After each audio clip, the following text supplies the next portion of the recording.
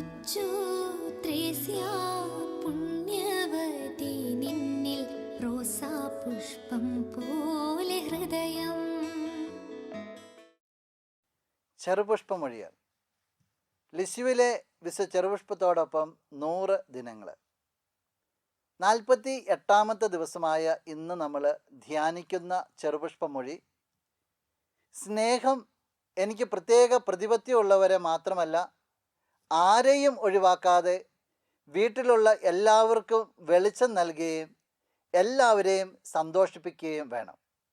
കണ്ണുകളടയ്ക്കാം. പുണ്യവതി, പരസ്നേഹത്തിൻ്റെ ഒരു വലിയ മാതൃക അല്ലെങ്കിൽ വലിയൊരു ഉൾക്കാഴ്ചയാണല്ലോ ഇന്ന് നീ ഞങ്ങൾക്ക് നൽകുക.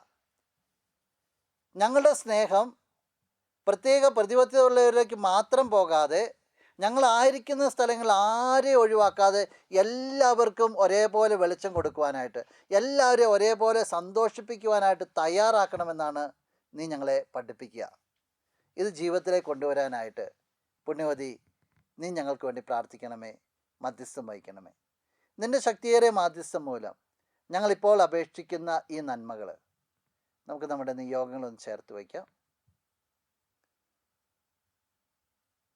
നല്ല ദൈവത്തിൽ നിന്ന് നീ ഞങ്ങൾക്കായി വാങ്ങിത്തരണമേ. ആമേൻ. നമ്മുടെ കർത്താവ് മിശിഹായുടെ കൃപയും പിതാവായ ദൈവത്തിൻ്റെ സ്നേഹവും പരിശുദ്ധാത്മാവിൻ്റെ സഹവാസവും കൊച്ചു ത്രേസ്യയുടെ പുഷ്പവർഷവും നിങ്ങളെല്ലാവരോടും കൂടി ഉണ്ടായിരിക്കട്ടെ, ഇപ്പോഴും എപ്പോഴും എന്നേക്കും. ആമേൻ.